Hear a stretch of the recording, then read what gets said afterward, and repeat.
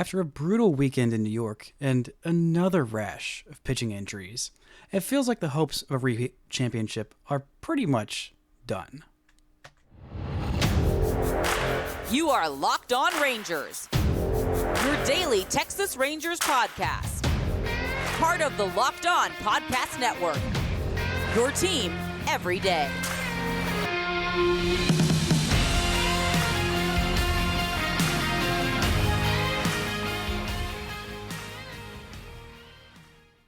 You are locked onto the World Series champion Texas Rangers. I'm Bryce Patrick, a cripplingly addicted Texas Rangers fan covering this team for 11 seasons, including all 6 as the founder and host of this podcast. Thank you all so much for making Locked On Rangers your first listen every single day. If you're not already, you can follow me on Twitter at Bryce Patrick. You can follow the show at Locked On Rangers. Hit subscribe on your favorite podcasting platform and on YouTube, where the best way you can help grow the show is to comment nearly any single thing below. Now, before we get into the rough weekend that was in New York, another rash of pitching injuries or near injuries and some roster moves that I was not expecting heading into this weekend, this episode is brought to you by SupplyHouse. SupplyHouse.com is the reliable way to get parts fast. Shop for your next plumbing, h-vac, or electrical job and get fast shipping from coast to coast at SupplyHouse.com. Now, the Rangers lost 2 out of 3 to the Yankees this weekend. They nearly pulled out an absolute miracle on Sunday, and credit to them for not giving up after going down at 5-0. But the Rangers lost 2 out of 3. They are sitting 7.5 games back in the AL West, and it feels like all those hopes for playoffs are pretty much done, ski. Right now, they are 10 games out in the wild card. And the Astros and Mariners have just been on a tear as of late. And the Rangers deeply have not. Very much have not. And the Rangers have no more chances to gain any ground directly on the Astros. They have lost that season series and the tiebreaker to the Houston Astros for the, 8th straight year? Every year since 2016, which ended up being a pretty big deal last year and ended up also at the same time not being a pretty big deal. They haven't quite lost the season tiebreaker to the Mariners just yet, but I believe if my math is correct, they need to go 6-1 over their final 7 games against Seattle to win that tiebreaker, or at least, no, I think that's what they need. I don't think they need 7-0 in their final 7 games against the Mariners, but it's going to be pretty darn close to perfection that's needed, because the Astros have won 5 straight, the Mariners have won 4 straight, and the Rangers are 3-7 in their last 10.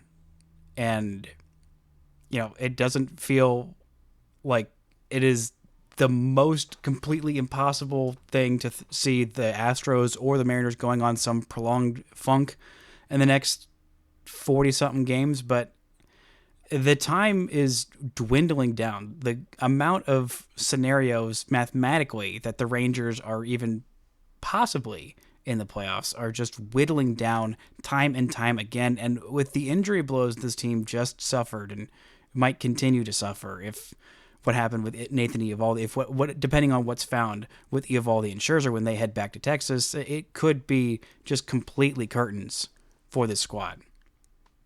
It's just a rough weekend, not only with the doubleheader, which I think really did a number on this team. This is the last prolonged stretch where this team is playing. It was supposed to be 13 games in 13 days. It now ended up being 13 games in 12 days, which is really not ideal when you have that many setbacks in your rotation. I mean, within a week span, the Rangers lost 3 starting pitchers. They lost John Gray to injury. They lost, of course, Max Scherzer to injury. And then they traded one away in Michael Lorenzen for a return that was fine. But as a lesson the Rangers learned last year, you can quite literally never have enough starting pitching depth. Never. Especially when more than half your rotation is in their mid to late 30s. Those guys have difficulty staying healthy, especially the specific ones the Rangers had, for the most part. At least most of them had some injury issues and difficulties staying healthy. And when you have that many setbacks in your rotation, it is just so difficult to overcome, especially with an offense that just has not been nearly itself this entire year. It just has been nowhere close to the dangerous, deadly, terrifying offense of 2023.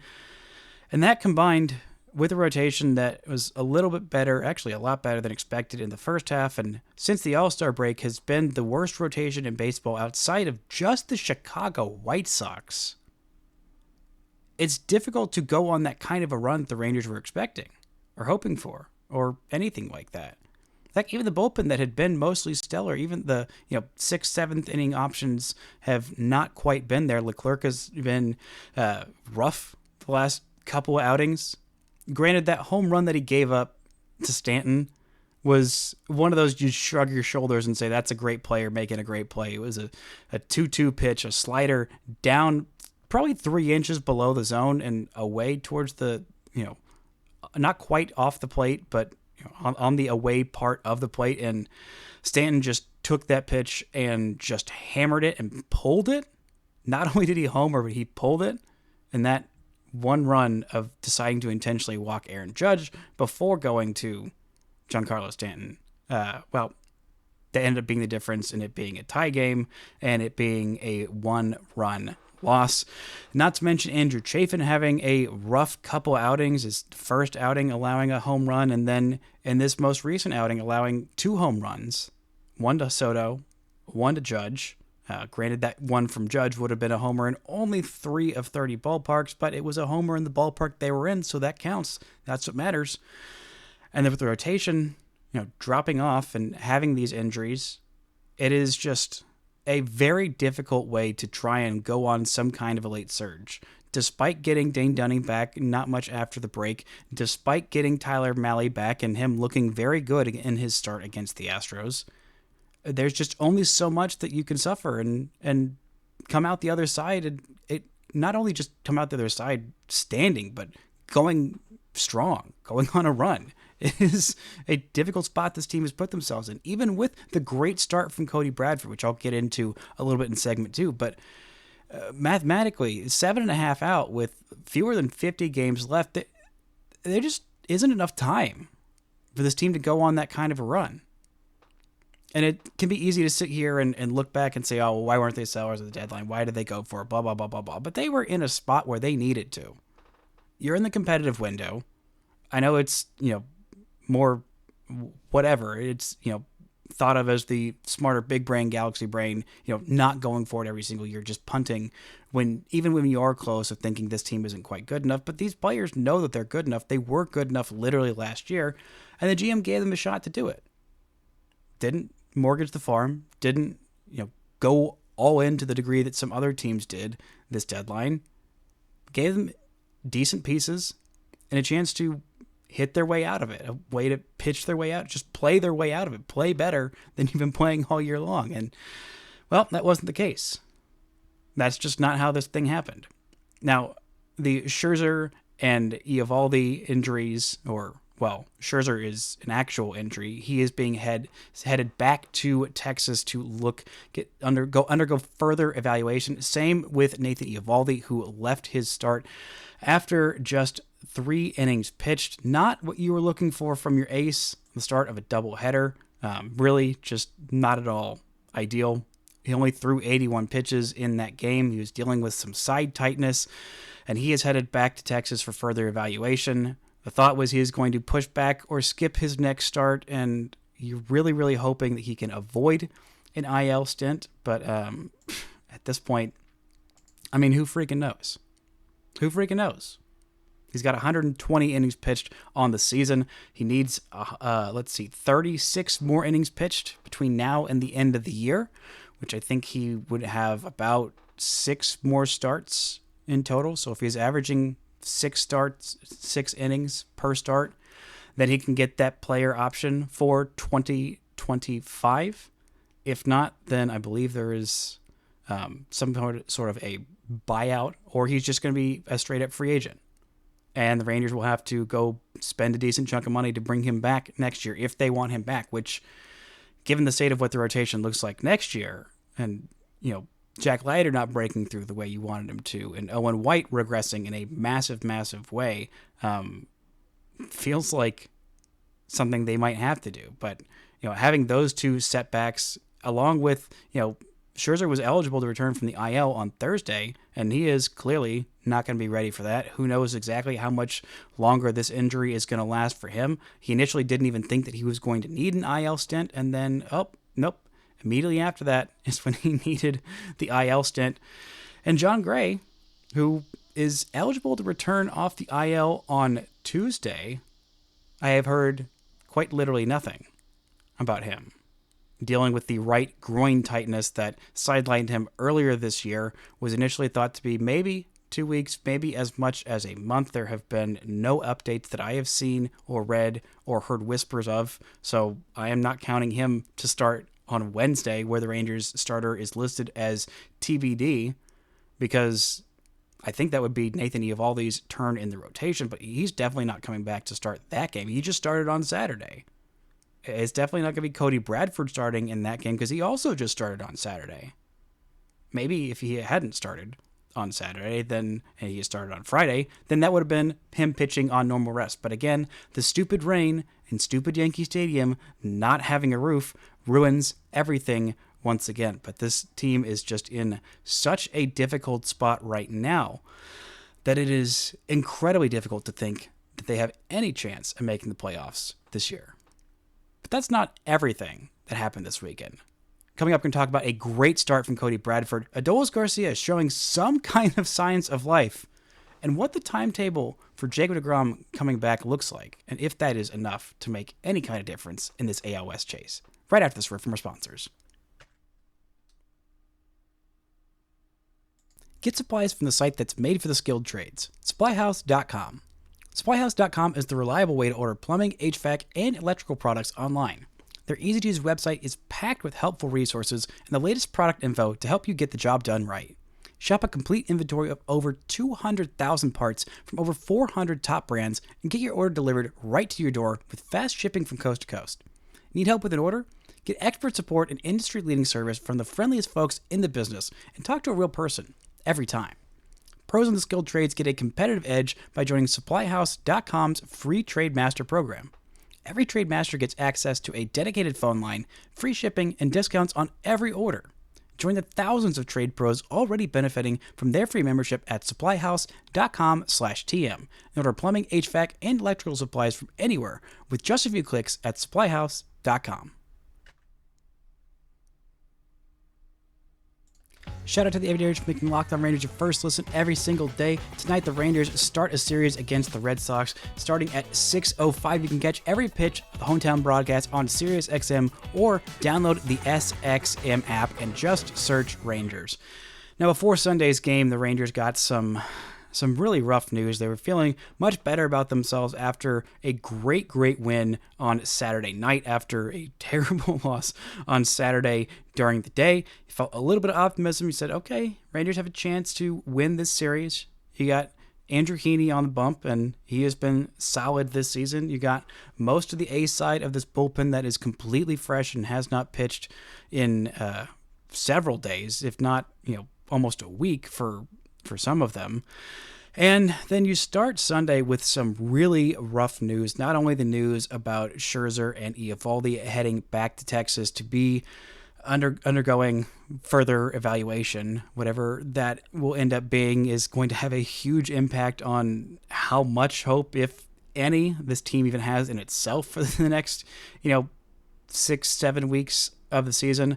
But they made a lot of transactions off the roster, which is to be anticipated after a doubleheader, especially when you have got so many games in the next few days and you just need some kind of fresh arms. Whether they're better than what's on the roster or not sometimes isn't as notable.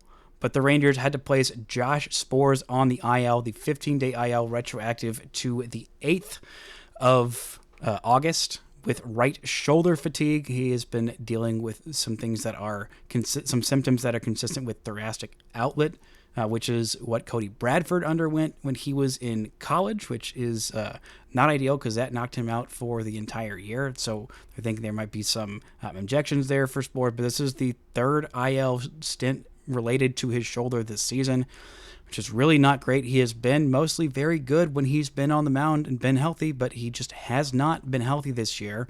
The Rangers have needed just one more guy, would have been very, very helpful. Every extra late high leverage guy who can go out there and be flat out nasty is huge. But placing him on the IL is not ideal. The Rangers activated Matt Festa. They also added him to the 40-man roster. And to make that spot, they DFA'd Brock Burke, designated for assignment, after coming out and throwing the hardest he's thrown in the major leagues, touching 98.8 miles an hour, which on the radar gun shows up, or on the TV shows up as 99 miles an hour. But he was just very ineffective. Just very ineffective in that first game on Saturday. The Rangers just needed length.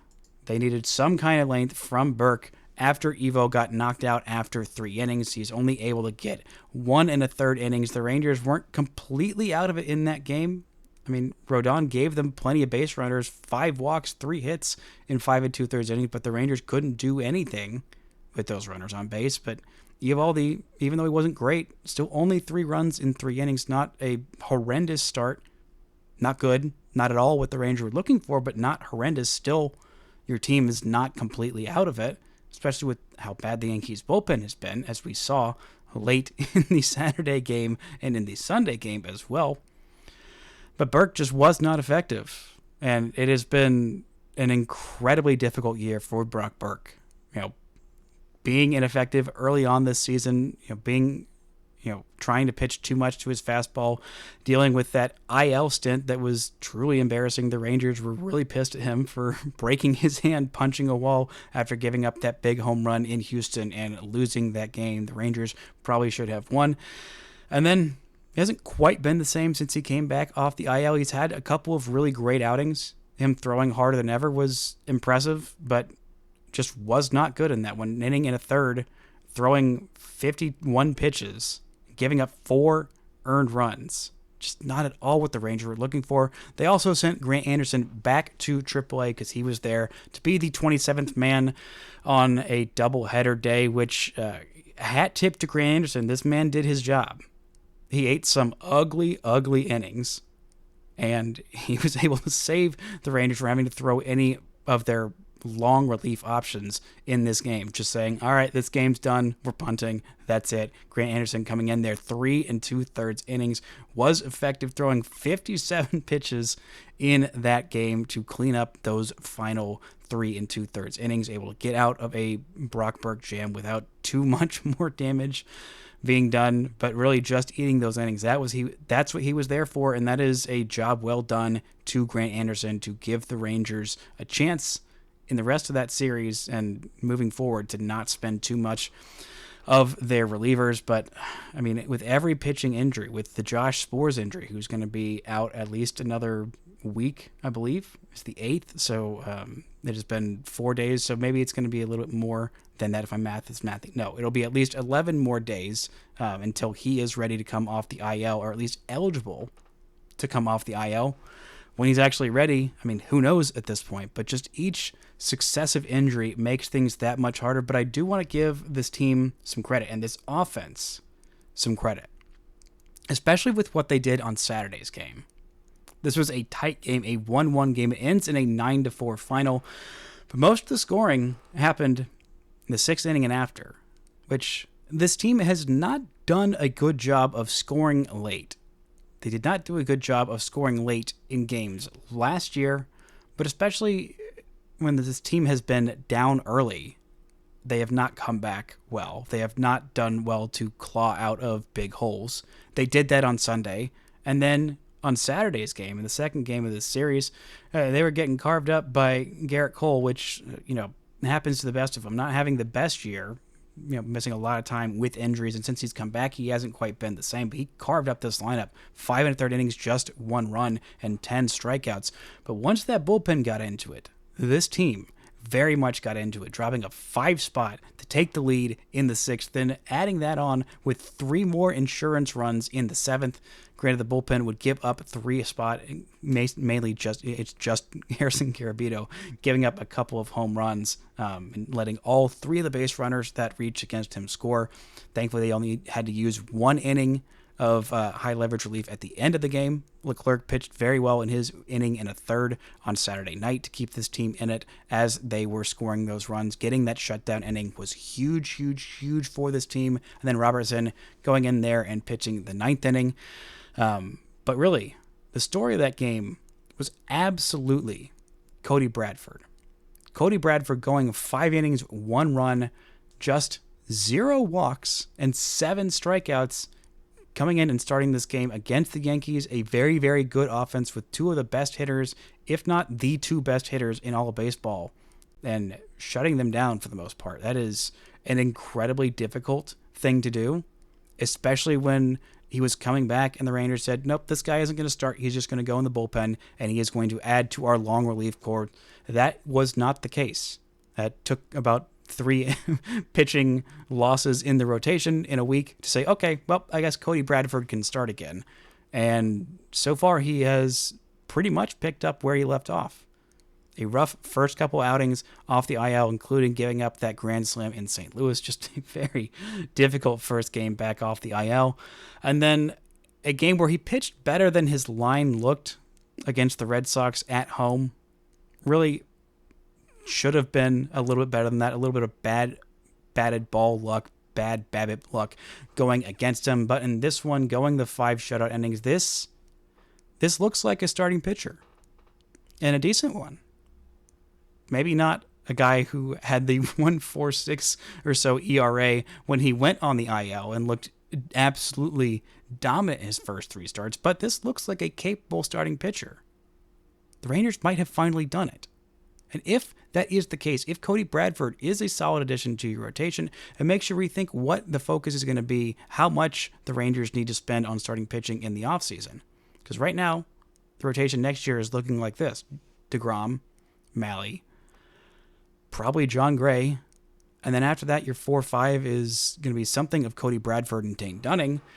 And if that's your 5, it's not great. It's not ideal, especially with Gray's injury history, especially with Jacob DeGrom's injury history, especially with Tyler Malley will have been 1 year removed from coming back from Tommy John surgery. But still, if Cody Bradford can be that solid spot in your rotation, if he can stay healthy as well, if he had stayed healthy all season, I wonder to think how the Rangers would think of him right now, how we would think of him right now, and how big his development would be, because this is not something to be slept on. Those first 3 starts, they weren't nothing. They weren't an entire season of sample size, but they weren't nothing. Adding this 4th great start on there is not nothing. And I think he's going to stick in this rotation for maybe till the end of this season. And he maybe should. I mean, even when Gray gets back. I mean, I'm thinking right now, my ideal starting rotation is Jacob DeGrom, then Nate Eovaldi, then Tyler Malley, then Scherzer, then maybe it's Heaney. Or maybe that ends up being Cody Bradford. Either way, that rotation is assuming everybody's fully healthy, and with the guys that they have, that's clearly not going to be the case. So having that depth and having a guy like Cody Bradford to slot in there and to make the strides he's made, and even after missing all that time and missing even more than he ever thought when he first went on the IL, for him to come back and have a start like this and hopefully keep building on it, that is a huge, huge thing for this team moving forward. As it would be if Adolis Garcia's weekend in New York is any indication of what he's going to look like the rest of the season. We're talking about that and DeGrom's return, if that can make any difference to this team trying to win the AL West, right after this word from our sponsors. The show is brought to you by Ibotta. It's summertime, which means it's barbecue season. Stock up on all your grilling favorites and earn cash back on every purchase when you use Ibotta. So you won't have to choose between burgers and hot dogs, you can get them both. Ibotta is a free app that lets you earn cash back on every time you shop. Earn on hundreds of items, from groceries to beauty supplies, even toys. so you can make sure you're beating inflation no matter what you're purchasing. The average Ibotta user earns $256 per year. That could cover the cost of an entire shopping trip, or that flight you've been eyeing, or even that fancy dinner that you've been craving. You can save on over 2,400 brands and shop at over 1,000 retailers, including your favorite grocery stores, Lowe's, Macy's, Sephora, Best Buy, and more. It's time you join the over 50 million users who use Ibotta to earn cash back every time they shop. Right now, Ibotta is offering our listeners $5 just for trying the Ibotta app using code LOCKEDONMLB when you register. Just go to the App Store or Google Play Store, download the free Ibotta app, and start earning cash back and use code LOCKEDONMLB. That's IBOTTA in the Google Play or App Store and use code LOCKEDONMLB. This show is brought to you by FanDuel. This summer, FanDuel is hooking up all customers with a boost or bonus daily. That's right, there's something for everyone, every day, all summer long. There are all kinds of different bets you can make now with the Paris games being over. If you're wanting to bet on a Rangers bounce back and you are feeling very optimistic, Lord bless you, the Rangers World Series odds are not great right now. Plus 16,000, they are behind teams like the Cardinals and the Giants and the Mets even. Oof, that is a rough place to be. Or if you are thinking, you know what? Let's go with the award specials. I'm feeling like someone besides Aaron Judge is going to win the AL MVP. Well, you can bet on Bobby Witt Jr. at plus 600, Gunnar Henderson plus 2,700, or Juan Soto, who just had a nice weekend against the Rangers, at plus 5,000. There's all kinds of different things. You can go check it out on FanDuel.com and start making the most out of your summer. FanDuel, official sports betting partner of Major League Baseball. Now, the Rangers are hoping to get their true ace, Jacob DeGrom, back at some point this season. The Rangers got some good news of him throwing against hitters for the first time, live hitters for the first time, since undergoing that surgery that happened on Thursday. So instead of meeting President Biden, he was out there chucking some baseballs. He will do that once again. He threw 20 pitches against those live hitters at Globe Life Field on Thursday. I believe it was just some minor league hitters that happened to be around, but still facing off against live hitters. That is what mattered. He felt very good. He looked very good. Fastball sitting where it normally did in the upper 90s and commanding it well. That was a great sign for DeGrom, who is a guy with not only elite velocity, but elite command as well. It seems like he is going to throw again on either Tuesday or Wednesday here in Boston, facing live hitters yet again for some live BP. And then one more time he will face off against live hitters based on that timetable. I'm assuming that it will be sometime either Saturday or maybe Sunday. And then the Rangers will send him. Then they will finally send him on a rehab stint. Now, why is this significant, this timing? Well, it seems like the initial prognostication that was around the trade deadline when Chris Young said that Jacob DeGrom was about 30 to 40 days away, that would have put him back on this team sometime in early September. Maybe at the end of August if everything went very right, but somewhere between the end of August and no later than I believe September 10th. But right now, if he's going to throw live hitters, say Tuesday, and say we're most aggressive, and say, okay, he also throws again on Friday, which I don't think is going to happen. I think he's probably going to throw on Tuesday, but then Friday seems like it would be a little bit sooner than he had thrown based on what happened with his prior bullpen and when that happened. So say those things happen and then he starts a rehab outing. That would probably be another 5 days from Friday, again at the most aggressive. So that would be next Wednesday, which next Wednesday would be, let's see, the 21st of August. The 21st. Now, say he takes about the same time as Tyler Mahle in his rehab once he starts those rehab outings. Mahle's first rehab outing was on July the 2nd, and he didn't make his season debut for the Rangers until August 6th. So say that timetable holds up, the 21st, a month and 5 days. That's the 26th would be where it put him at. That is the fourth to last game of the season, if he follows Mahle's same plan. He'd get one start this year, and it would be against the A's. with 4 games left in the season. I don't know how much that's going to help this team, if they are even going to be in contention by then, or if they will have already been mathematically eliminated. I'm not entirely sure. But unless that prognostication of 30 to 40 days, early September, is something that we don't know, or it's going to look different than Mally's return, then I don't know why I'm holding out that much optimism that DeGrom is even going to start a game at the big league level this year. That's why I kind of joked saying, okay, on Sunday after the Rangers had that slew of injuries and before we even know exactly what happens with Evo and Scherzer, say, okay, well, this season is already pretty much done. You're 7.5 back in the West, 10 games back in the wild card. It doesn't really make all that much sense to try and push Jacob DeGrom through to maybe get him a start. Maybe 2, if you are pretty aggressive with his rehab. It doesn't make sense to be aggressive because the whole thing with Jacob DeGrom and where he is right now, again, best pitcher in baseball if he's healthy. And that is the biggest if for any team with hopes of contentions. It just is. And so there are only a finite number of bullets in the Jacob DeGrom gun left in his arm. Probably a finite number of pitches that he can throw before the magic that he espouses from his right hand wears out. And so why are you wasting those bullets now? Why are the Rangers being aggressive? Maybe he'll have a different timeline. Because let's see, that first start, Mally threw 19 pitches, then 32 pitches a full week later. And then 11 days after that, he threw 46 pitches. And then 55 5 days after that. So after 23 days, he was up to 55 pitches. And then a week after that, 74.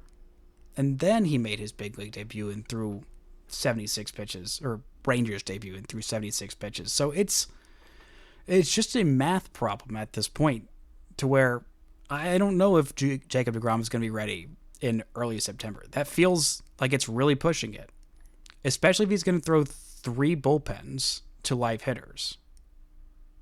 If they are doing that and being that cautious, then I don't know if he's going to face live hitters this year or make it to the big leagues for any amount of time. Maybe he will.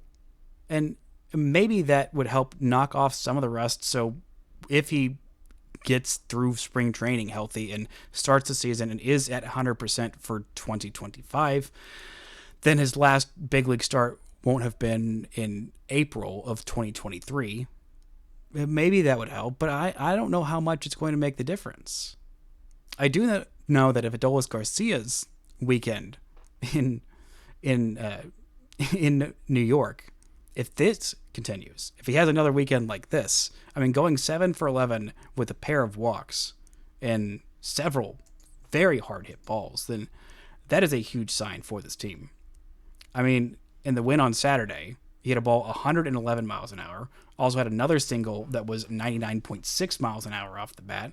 It was a little bit better. Was pretty much the only good hitter the Rangers had on the first game of that doubleheader, hitting a single 106.4 miles per hour and also hitting a double that was maybe a little bit of a lucky double, 76.6 miles an hour.